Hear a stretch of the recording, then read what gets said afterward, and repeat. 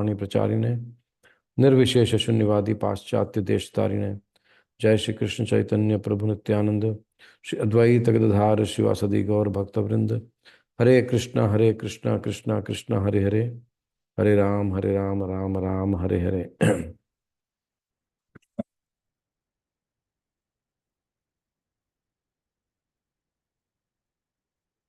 So verse number 21. Sarve vayam tavadihasmahe tha kalevaram yavadaso vihaya lokam param virajaskam vishokam yasyastyayam bhagavata pradhanah. Sarve vayam tavadihasmahe tha kalevaram yavadaso vihaya lokam param virajaskam vishokam yastyasya bhagavata pradhanah. Sarve vayam tavadihasmahe tha kalevaram yavadaso vihaya lokam param virajaskam vishokam yasyastyayam bhagavata pradhanah. Word to word translation and purport by His Divine Grace A.C. Bhaktivedanta Swami Srila Prabhupada ki jai. Sarve, all, vayam, of us, tavat, as long as, iha, at this place, asmahe, shall stay, atha, hereafter, kalevaram, the body, yavat, so long, aso, the king, vihaya, giving up, lokam, the planet, param, the supreme, virajaskam, completely free from mundane contamination, Vishokam, completely freed from all kinds of lamentation. Yes, Yasyati returns. I am this Bhagavata devotee, Pradhanaha, the foremost. Translation. We shall all wait here until the foremost devotee of the Lord, Maharaj Parikshit, returns to the supreme planet, which is completely free from all mundane contamination and all kinds of lamentation. Purport. Beyond the limitation of the material creation, which is compared to the cloud in the sky, there is the Paravyoma, or the spiritual sky, full of planets called Vaikunthas. Such Vaikuntha planets are also differently known as the Purushottama Loka, Achyuta Loka, Trivikrama Loka, Hrishikesha Loka, Keshava Loka, Aniruddha Loka, Madhava Loka, Pradyumna Loka, Sankarshana Loka, Sridhara Loka, Vasudeva Loka, Ayodhya Loka, Dwarka Loka, and many other millions of spiritual lokas, wherein the personality of Godhead predominates. It's interesting, Prabhupada doesn't use the word supreme personality of Godhead.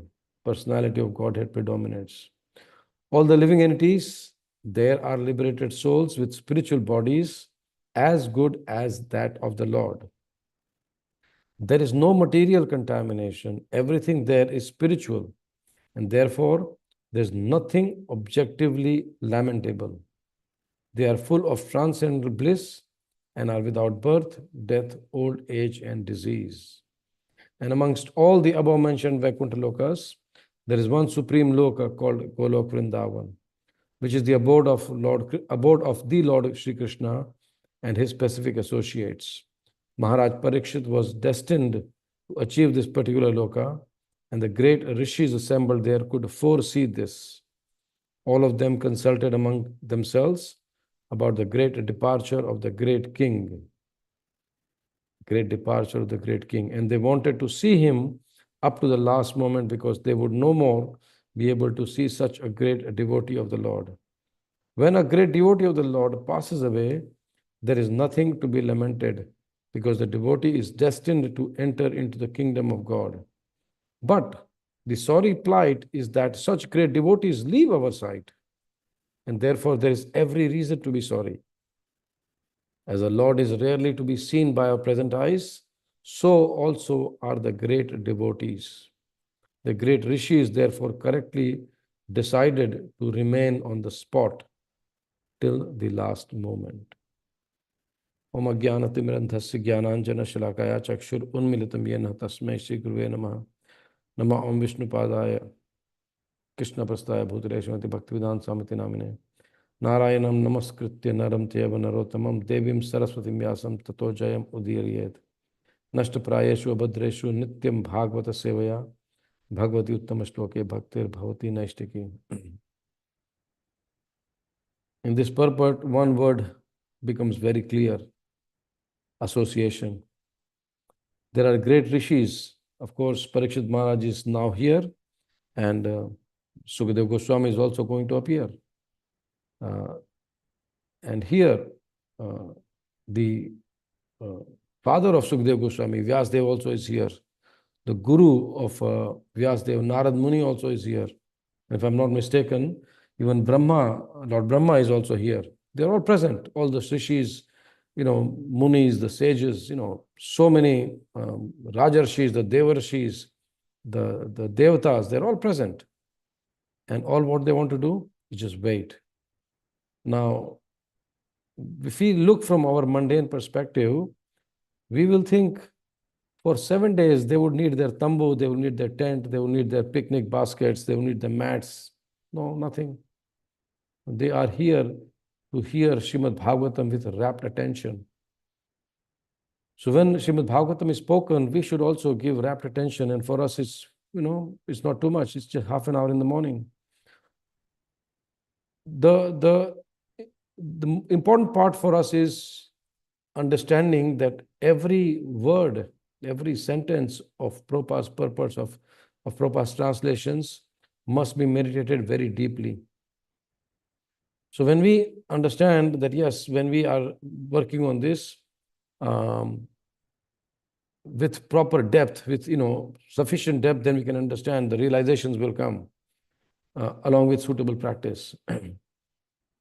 So association, for us, we know that there are 64 limbs of bhakti, 64 angas of bhakti, and 5 angas, 5 limbs are the most important. Namasmaran, deity worship, Srimad Bhagavatam, studying of Srimad Bhagavatam, Mathuravas, and association of devotees. Now, if you see, the other 4 also are done in the association of devotees. When we study Bhagavatam, we are together in association of devotees. When we are doing deity worship, we are also doing in association of devotees. When we are visiting the dham or staying in the dham, association of devotees is there. So this way, the association is very, very important. Now we'll also see how the passing away of Parikshit Maharaj, the passing away of Prabhupada, and the passing away of Bhishma Deva have so much in common. And my dear devotees and skeptics, as Sachinandan Maharaj says, don't think that we cannot achieve this exalted platform. All we need to do is just remain in the association of devotees, and life is such beautiful life we have. We get together, we study Srimad Bhagavatam, we chant and dance, we take prasadam. And if we continue like this, just Prabhupada said, you just have to be on the boat of ISKCON, on the boat of the Hare Krishna movement. If we continue like this, at the end of the life, there's nothing to lament. Even old age, there's nothing to lament about. When the body is able, we do service, we go out and preach. And when the body is not able, we read and chant. It's as simple as that. If you just understand this formula, then when the body is able, we go and do service. Somehow or the other, we have to find an excuse to do service. There are so many excuses not to do service, not to attend the program. But if we just find that excuse to attend the program and do the service, yesterday, for the first time, I went to the Mangala Aarti at our temple. And it reminded me of my old days in the Gracefield temple. It was so beautiful. Just getting up. All you have to do is just get up that little early. And then, of course, we have also, I shouldn't be saying this, but we also have the prerogative of taking a little nap in the afternoon. But the whole point is that when we come to morning program, just take that little extra effort for Krishna. Krishna becomes very, very pleased. Yesterday, it was so nice that we, went for Mangal Aarti, then, just did the Tulsi Puja, did the Guru Puja, Shringar Aarti, heard Srimad Bhagavatam from Viraj Prabhu. Such a nice experience. It is like, eating gulab jamun. No one can tell you how you are satisfied. This morning program is like that. So when we attend these services, these morning programs, these Bhagavatam sessions, our depth of meditation also deepens. Spiritual life is not like black and white here. We can see here. Prabhupada says, in this purport, contradictory statement, that when a great devotee leaves us, okay, there's nothing to lament. It's actually a joyous occasion because we know that they are destined to attain to the kingdom of God. But at the same time, for us, we are, Prabhupada says, the sorry plight is that such great devotees leave our sight. And therefore, there is every reason to be sorry. But the next sentence is actually more important. Why?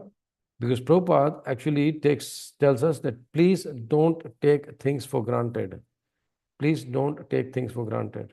What does Prabhupada say? As the Lord is rarely to be seen by our present eyes, so also are the great devotees. Now, the great devotees might be amongst us.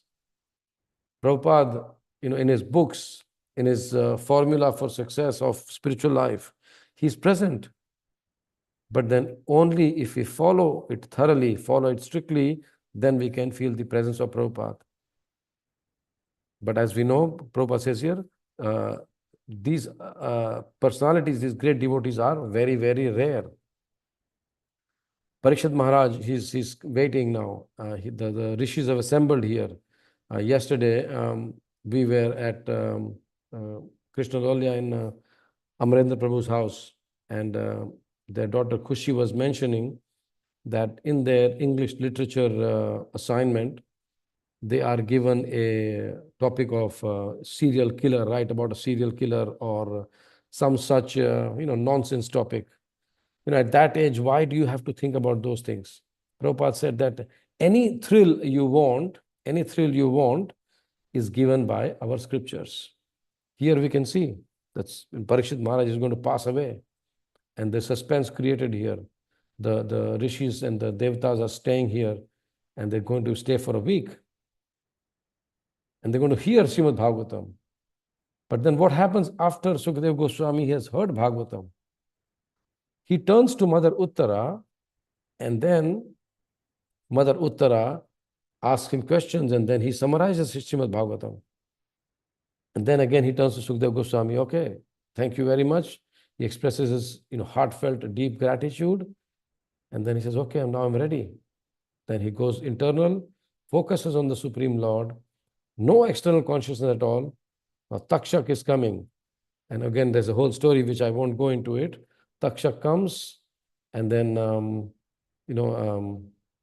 he stopped by, I think, who's that, Bhrigu or someone who has got the antidote for the most poisonous snake bite. So Takshak actually pleases Bhrigu and, makes him wait so that he doesn't go immediately when Takshak is biting Parikshit Maharaj, and gives him the antidote so that, the poison of Takshak doesn't work. So these are the twists and turns which happen in the Srimad Bhagavatam. Why do we have to worry about anything mundane? And after that, Parikshit's son, Janmejaya, he hears that how Shringi heard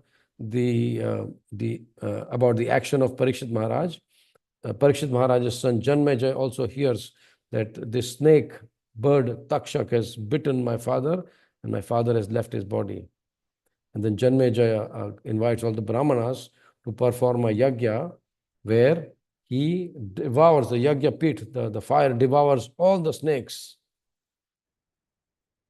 The snakes are just flying into the fire and they're all getting burnt up. Takshak is worried that, okay, now my turn. Then he takes shelter of Indra. Janmejaya is asking the Brahmanas, why is Takshak still not here? The Brahmana is saying that because Indra has protected him, he's under the protection of Indra. And Janmejaya says, okay, chant mantras that along with Takshak, even Indra comes and falls into the fire. I mean, this is the extreme of thrill you can ever have. But at the same time, our scriptures And the book Bhagavata and the person Bhagavata, they teach us not only how to live, not only how to relish these pastimes, but also how to leave. Bhishma Deva, when he left, he was surrounded by the devotees. He gave the last instructions to Yudhishthira Maharaj on so many topics for 56 days. And then ultimately he decided, okay, now time has come. He requested Krishna to come face to face. Krishna, he came face to face. Bhishma Deva saw Krishna's face, and then ultimately his thinking, feeling, and willing merged in Krishna, in that all the desires got in sync with Krishna's desires, and then he left his body. Just imagine. And again, as we say, that it's not only that these personalities are in the pages of scriptures, they are amongst us. When Suhatra Maharaj, when he left his body in Mayapur Dham, a few devotees were chanting for him, but I heard that even our Madhava Prabhu, the Madhava Prabhu, the wonderful exalted devotee Kirtaniya, he chanted for Suhatra Maharaj's departure, because you don't know when someone is going to leave. Even at the last moment, it can be few minutes, few hours, few days. And then Madhava Prabhu started chanting, and I heard that he chanted for 8 hours, 7, 8 hours continuously. No break for any water, passing of water, no nothing, no nature's call, nothing at all. So this way, when devotees pass so gloriously, even when Prabhupada was in his final days, and the devotees were, requesting him, no, Prabhupada, please, we will become orphans. We do not even know how to continue without you. They wanted Prabhupada's promise to live for some more time. Prabhupada said, yes, I have got that free will, but still my life is still in Krishna's hands. So he asked the devotees to pray. And this prayer is very, very interesting. Currently we are seeing so many devotees are going through difficulties. Our Sriram Vijay Prabhu is also, in the hospital. There's a devotee, Ben Nicholas, from the New Govardhan farm. He's in the hospital with severe burns. So when we pray for these people, Prabhupada said, yes, what you should pray is, Krishna, my dear Lord Krishna, if you desire, please cure our spiritual master, Srila Prabhupada. The 3 important words are, if you desire. So while we are praying, but we are still submitting to the foremost will of Shri Krishna. So Prabhupada was actually, yes, he said, yes, I can choose to live, no problem at all. But this is an interesting, sweet conflict going on between the devotee and the Lord. It is the conflict of the free will. The devotee has the free will, and Krishna has got the supreme free will. Yeah. But Prabhupada, by adding these 3 words, if you desire, he was reminding the disciples of the supreme prerogative of Lord Krishna. And then he was telling the disciples, and he's telling all of us, that you should abide by the supreme free will of Krishna. Yes, we can petition for anything to the Lord. As we've seen so many times, we have discussed so many different types of prayers. But at the same time, we should think, okay, we should pray that, yes, Krishna, if you so desire, please allow this to happen. So Prabhupada, even though he promised his devotees that he would stay in the world and he would defy death, Prabhupada was bold. He said, I would defy death. But still Prabhupada remained surrendered to the will of the Lord. This is amazing, you have to understand that even when we hear about the origin of Narsinga prayers which we sing, when Prabhupada gave the devotees the second part of the Narsinga prayer, Tavakara Kamala Vare Nakham, Prabhupada introduced that one first, even though we sing the, how do we sing? Namaste Narsimhaya, even though that's the first one, but Prabhupada introduced the second verse, Tavakara Kamala Vare Nakham. In the first in the movement. And when devotees asked Prabhupada, because they were all 65, 66, 67, this was in 67, I think. They were all young devotees. And when they asked Prabhupada, what is the meaning of this? Prabhupada said that, please, you pray to the Lord, Nrsimhadev, that my spiritual master has not finished his work as yet. So please allow him to stay a bit more.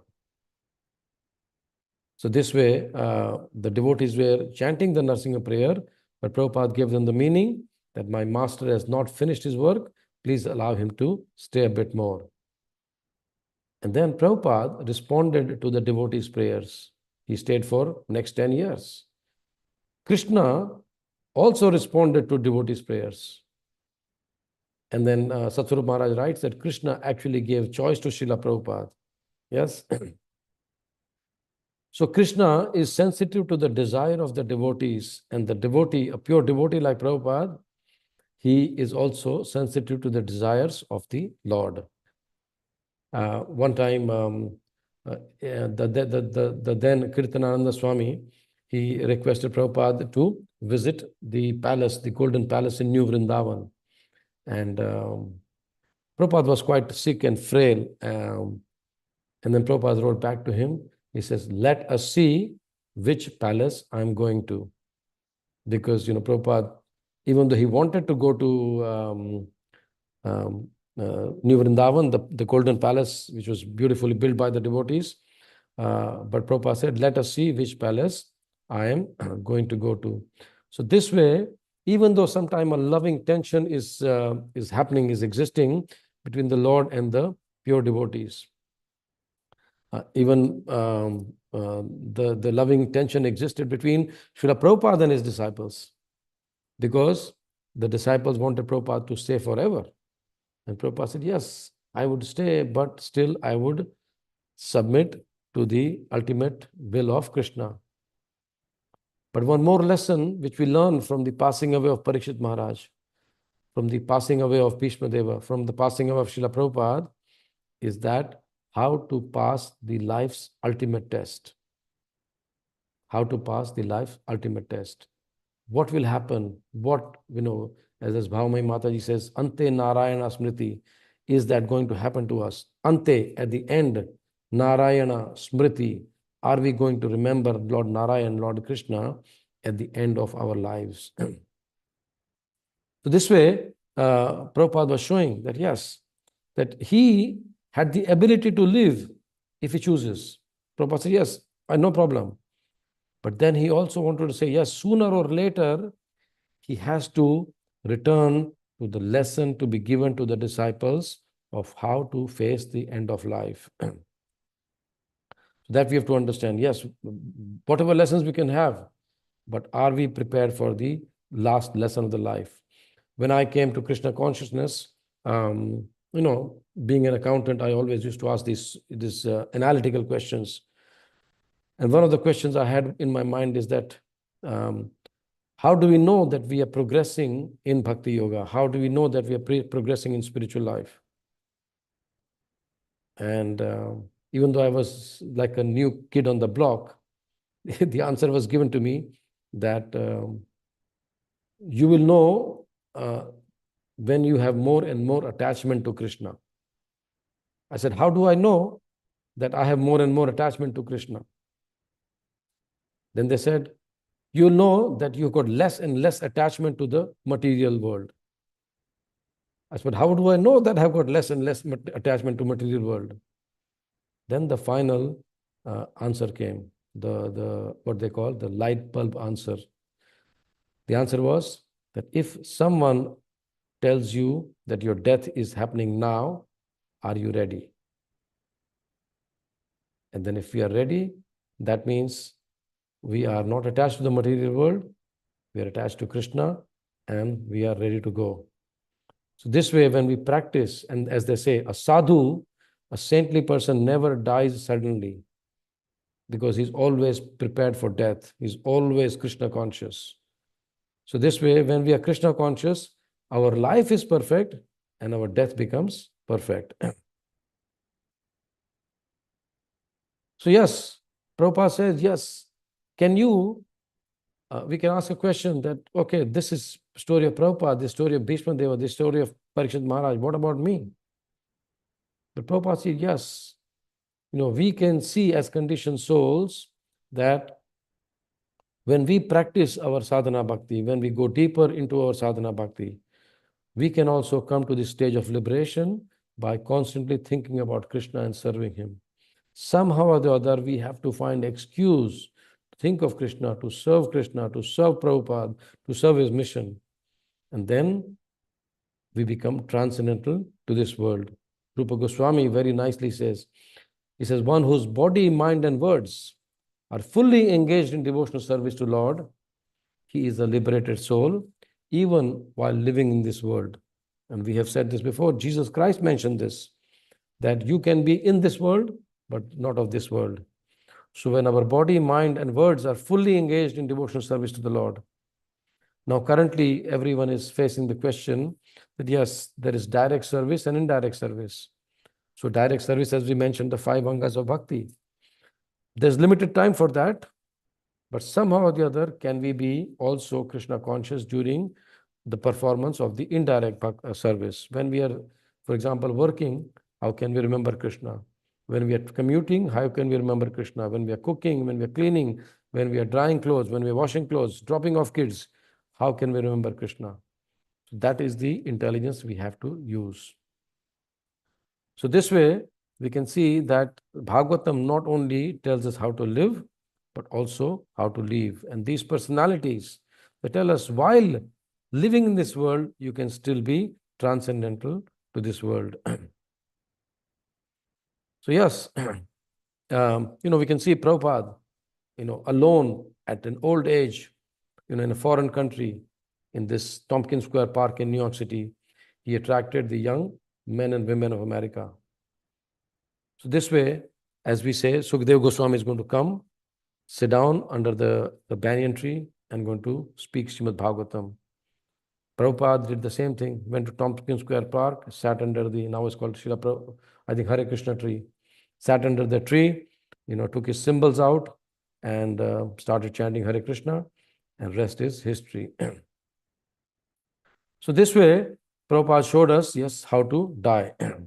Prabhupada escaped death a number of times, by Krishna's grace, by prayers of his disciples, and by his own pure and powerful will. But when the sign came, Prabhupada said, yes, I have ultimately to give in to the supreme will of Lord Krishna. So this way, Prabhupada has instructed us. So many pastimes are there where instructions given to us how to live and how to die. So what lesson do we learn from here? One time Prabhupada told Vishnujan Maharaj, when Vishnujan Maharaj was getting initiated in 1968, Prabhupada said, after the initiation lecture, he says, you are instructed, you are guided, but you have to act. So same way, we are instructed by Srimad Bhagavatam. We are guided by the person Bhagavatas, Srila Prabhupada, Bhishma Deva, Parikshit Maharaj, even devotees amongst ourselves. But Prabhupada says, you have to act. And then Prabhupada says, if you don't act, there will be no meaning. If you don't act, there will be no meaning. You are instructed, you are guided, but you have to act. If you don't act, there will be no meaning. So for each of us, from wherever we are, whatever platform we are at, we should act to become better and better devotee, and then make our spiritual masters happy and Srila Prabhupada happy. So there's 1 minute left. If there's any questions or comments, please unmute. It's actually 7 o'clock now. And speak up.